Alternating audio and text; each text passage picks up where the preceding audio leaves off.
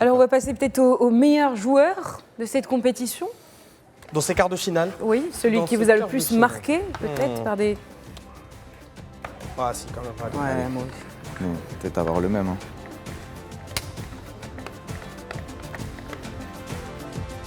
Moi, j'arrête pas d'écrire Diaz, alors que tout le monde me dit maintenant c'est Brahim. Donc, Moi, je crois que je vais, j'ai écrit je crois que je vais Brahim écrire Diaz. Brahim. Je vais rajouter un petit J'ai c'est Brahim. j'ai failli écrire Sibrahim. C'est vrai. J'ai hésité, vraiment. Je vais rajouter mon si Brahim. Pour changer.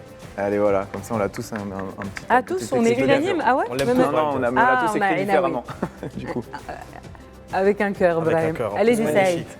Non, Brahim Diaz, honnêtement, moi, au début de la compétition, il y a des archives qui existent sur Internet, je disais que Brahim, ça allait être sa canne. Je ne le voyais pas dans un rôle de buteur, mais plutôt dans un rôle de passeur, donc je disais qu'il serait meilleur passeur. C'est là où je me suis un petit peu trompé, puisqu'il a ce rôle de buteur. Mais Brahim Diaz, pour moi, n'est pas une surprise in fine, parce que c'est un joueur de grand talent, il joue au Real Madrid, et comme dirait Kylian Mbappé, la qualité ne s'achète pas à Carrefour. Pour jouer au Real Madrid, il faut vraiment être un top player. Et je pense qu'il avait besoin de cette confiance dans cet effectif, d'avoir ce rôle-là. Et Regragui a su lui faire comprendre que l'équipe du Maroc passait aussi par lui, notamment offensivement. On parle, c'est vrai, énormément d'Achraf Hakimi, qui est un super joueur footballistiquement parlant, et aussi sur le plan moral et mental, puisque depuis qu'il est là, on sent une équipe beaucoup plus en confiance. Et Brahim, il avait aussi besoin d'avoir ce rôle-là de leader technique qui lui manquait, et qu'il avait déjà eu avec la sélection. C'est pour ça que je dis que je ne suis pas surpris. C'est que lors des premières sélections de Brahim, je crois qu'il marque 6 ou 7 buts sur ses 10 premières sélections. Il est en folie, il est vraiment incroyable. Et ensuite, il a eu cette petite traversée du désert. Et là, il revient avec la CAN.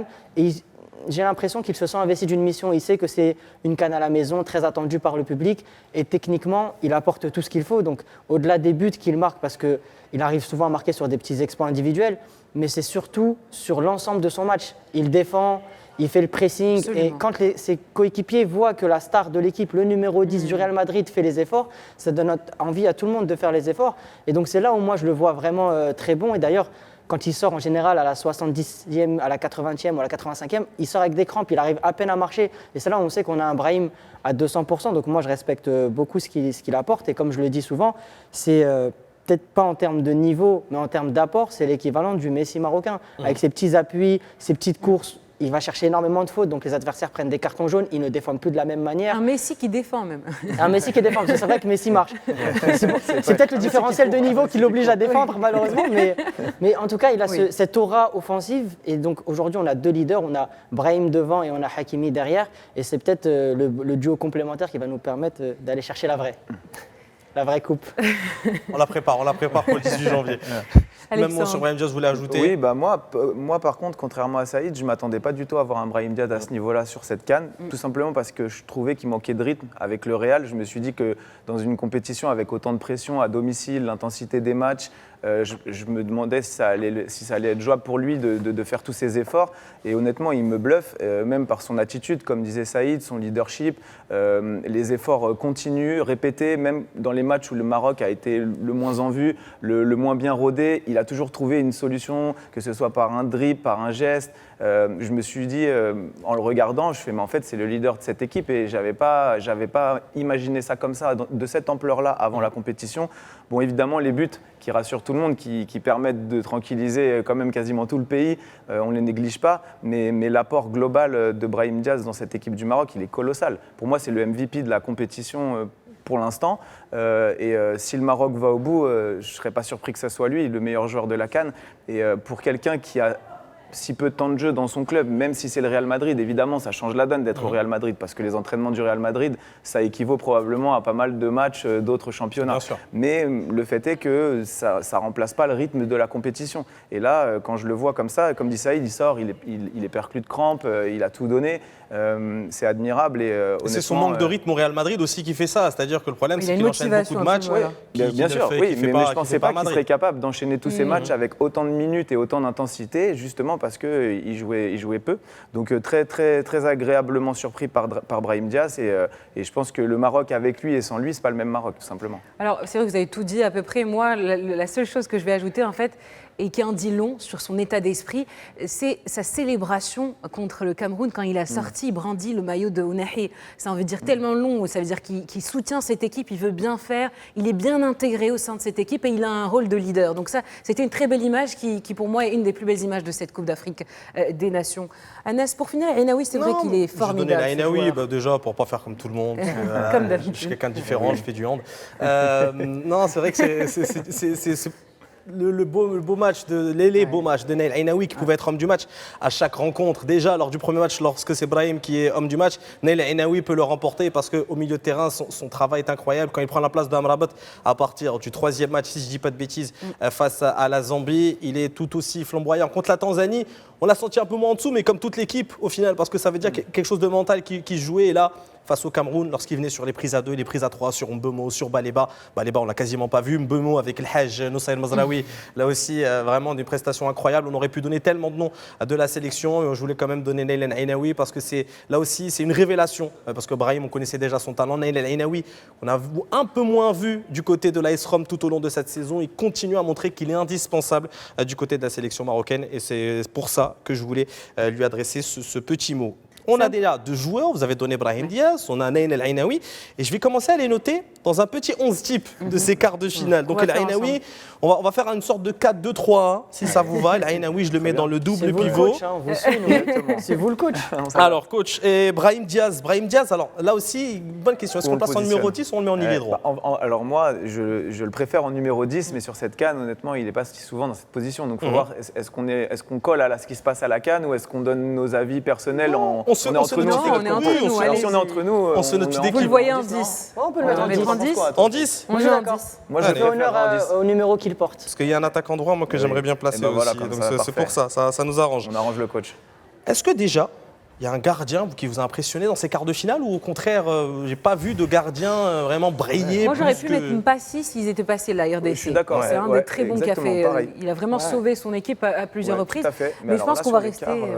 On aurait pu avoir Hervé Kofi aussi. Hervé Kofi, absolument. C'était un très bon match aussi face à la Côte d'Ivoire. Mais vu qu'il n'y a personne, mets ton Bounou, non, j'ai envie de te dire. Je sais pas, ce que t'en penses. Je suis en train de réfléchir. J'en vois pas un qui. Chenaoui peut-être. Il a déjà fait de grands matchs. Chenaoui, je pense. C'est vrai. Et Chenaoui, on va commencer ensuite, on va partir avec les défenseurs. Vous voulez commencer avec le droit, les centraux? Latéral droit, Achraf Hakimi. Allez, je le mets à toutes les sauces. Je veux rien savoir. Il n'a pas joué, il a joué. Sur le talent, oui, sur le rendement, je suis pas sûr. À gauche, par contre. Mazraoui, vous mettez au Mazraoui sur Mazraoui, je suis d'accord. à gauche. Donc à gauche, on met Mazraoui. Hakimi, désolé, c'est mon cœur qui a parlé. On efface cette parenthèse. Si on parle avec le cœur, on va mettre Hakimi directement. Non. À droite, est-ce qu'on se mettrait pas Guéladoué? Guéladoué. Je suis tout à fait d'accord. La Côte d'Ivoire, gros match, très gros appart. Tout à fait. Ensuite, les 2 centraux. Défenseur central. On met un Agad. Déjà, Chancel Mbemba. Même sur les quarts de finale. Ah, sur les quarts, c'est pas sur les quarts. quarts. C'est pour ça on essaie de. Sur les quarts de finale. Peut-être Basset. Calvin Basset, avec le Nigeria. Il faut obliger au moins de mettre. Parce que si l'Algérie a été aussi mauvaise, c'est parce que le Nigeria a aussi très bien défendu. La première frappe, je crois, même pas cadrée de l'Algérie, c'est genre 80e minute de Bounedjah. Donc c'est que la charnière a été plus que solide. Donc je pense que Basset. Vous voulez qu'on laisse le défenseur central? On va un peu sur les. Mais comment il s'appelle? Celui qui marque pour l'Égypte, qui fait un gros match. Rami Rabia.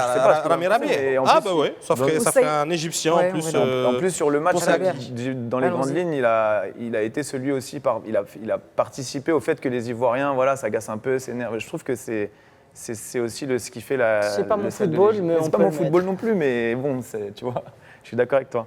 Saïbari pour le milieu de terrain? Non, pas Saïbari, moi, je suis plus tard. je suis pas Saïbani, convaincu. l'Algérien.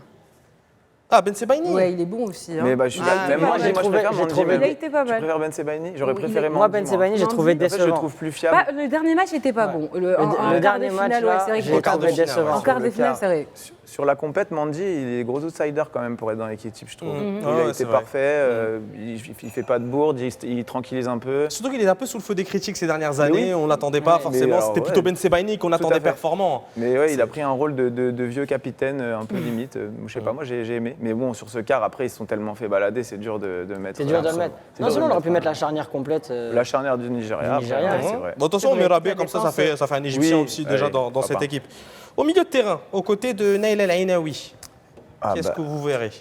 Moi, je mettrais Ndidi. En vrai, Ndidi, ouais, Ndidi. j'allais dire. Ndidi. C'est le J'avais pensé régulateur. à un autre Nigérian, j'avais pensé à Iwobi. Iwobi. Iwobi, Moi, je oui. mettrais Iwobi aussi. Ah, en Iwobi, vrai. C'est moi, vrai je qu'on mettrais, pourrait hein. presque mettre les deux, mais à la limite, Ouais. il faut en faire un choix. Alors, qu'est-ce qu'on a comme autre option pour voir, tu vois, quel poste on alors, soit oui. Ndidi, soit Iwobi, et on en met un autre. Un autre Nigérian? Ah, vous voulez mettre Non, les deux pas- aussi? Ou un Soit on en Sénégalais met aussi, un ou hein, l'autre on a en oublié les, fonction des autres les postes, Sénégalais tu vois. aussi, on les a Un petit oubliés. hein. Là, Sénégalais, ouais. il nous manque le trio offensif. On n'a aucun Sénégalais pour Et- l'instant. En vérité, si tu veux mettre un Sénégalais, on Pape peut Gueye. mettre Pape Pape Gueye. Gueye, Pape Gueye, absolument. ouais. Pape Gueye qui fait Du une coup, très on met belle Ndidi compétition. alors. On Hein enlève Iwobi, on met Ndidi, Pape Gueye. et- Ndidi, à ce moment-là, Brahim, on le passe en attaquant droit. Ok. Ok. Et on pourrait passe faire en ça. 4-3-3 Oui. Ah ouais, c'est pas mal. 4-3-3 classique. Bon, en plus, Allez. c'est fidèle à ce qu'il fait sur le terrain, Brahim, pour le Ah coup, bah plutôt parfait, à droite. on retourne. J'ai vraiment l'impression Et qu'ils du coup, font plus Ndidi que Iwobi, Non, parce que ouais, du coup, tu- là, comme on l'a mis un peu plus haut sur le terrain, je pense qu'Iwobi. Ouais, Iwobi. Bah, Iwobi pour moi, l'un ou l'autre, franchement, j'ai aimé les matchs des Allez, on deux. va mettre Iwobi, vous savez Ouais, pourquoi moi aussi, j'ai une Parce préférence. que Ndidi a pris un carton jaune assez Ah, stupide. il sera pas là. Il sera- Ah ouais. Donc en vrai, le football est dans les détails. Tout à fait raison. Absolument, Ah, mais c'est absolument, très- c'est vrai, il a Le raison. diable aussi. Voilà. Ça diable va aussi quand dans même les plomber détails. un peu le Nigeria. Non, mais t'as raison, c'est très Mais bonne on remarque. oublie. Donc, on va mettre Brahim à droite. Et on finit avec soit le numéro 9 et l'attaquant gauche. Ça, c'est Je de pense l'autre qu'on côté. peut, plus, on peut mettre du Lookman Osimhen. Hein. Ouais, Osimhen, faut le mettre, je pense, Oui. c'est sûr. C'est l'homme Ah, clé déjà du Osimhen match. devant. quatre Euh, buts, Après, il y là. a. Après, Salah, Mo vous le mettez Salah, pas si, Mo Salah, moi je le mets.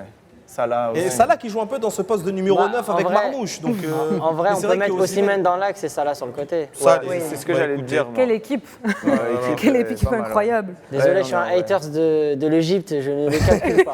On a vu ça. Au final, on en a mis deux. On en a mis deux. Donc, on a mis Echena et Ça va, on Chinaoui. a quand même mis Salah et Chinaoui. Après, ils gagnent quand même 3-2 contre le tenant du titre. Non, Enfin, c'est tu très vois, fort ce qu'ils ont proposé, il quand faut être même. honnête, c'est très très fort. Et surtout, l'Égypte, on a souvent râlé parce que pas de spectacle, peu de buts et tout. Là, ils en mettent 3. Enfin, tu vois. Et surtout, Mohamed Salah, on lui a C'est souvent bon reproché de ne pas prendre ses responsabilités Exactement, oui, avec c'est la vrai. sélection. Et aujourd'hui, il les prend, c'est indéniable. Bah, contrairement par exemple à Riyad Mahrez qui est passé complètement à côté, là il fait passe des buts, Bien Salah sûr. il pèse sur le match, bon, bah, alors que lui il n'était pas en pleine confiance à Liverpool. Absolument, donc, Liverpool. bon. Absolument. On se fait un petit bilan de l'équipe. Ouais, Qu'est-ce qu'on a allons-y. Alors, on avait Chenaoui comme gardien, Rabia et Bassé comme défenseurs centraux.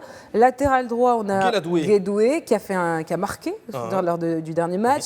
Mzraoui, bien évidemment, le Hajj qui va bloquer tout le côté. On l'attend. Laïnaoui ça sera et no Pape Lookman. Gueye au Donc. milieu. Awobi, bien évidemment, en milieu. On a mis Brahim à droite. Absolument. Comme il est droit, et Salah est tout devant en attaquant de pointe Osimhen. Mais en vrai, elle est belle cette équipe. Elle est hein. C'est l'équipe qui belle, gagne hein. la canne, ça. Je Ouais. vous dis tout de suite, cette équipe-là, elle est très Qui gagne le solide. monde, cette équipe, gagne Ouais, toutes, les, ouais, j'aimerais toutes bien. les compétitions. Ah, écoutez, non, je suis très content de Oui. c'était Le un beau coach travail est d'équipe. satisfait de l'équipe. Coach satisfait, ça va être un match compliqué. C'est vrai que voilà, pour aller chercher la finale, ça va être très dur, mais bon, on a des bons joueurs, on a En tout des cas, bonnes Anas, futur individualités. sélectionneur, vous nous avez Hein prouvé tout votre talent là. Ah, moi je prends. Et Moi, je pense le qu'avec prends, une ce équipe, poste-là. pareille, on ne peut pas avoir d'adversaire de taille. Hein. C'est bon, Non, je ça pense, y est. On peut tout rafler. On est hein. très solide. Ah, là. c'est bon. Eh bien, écoutez, on va passer à une nouvelle partie de notre émission, mais tout de suite, on clôture la première partie de Cannes+.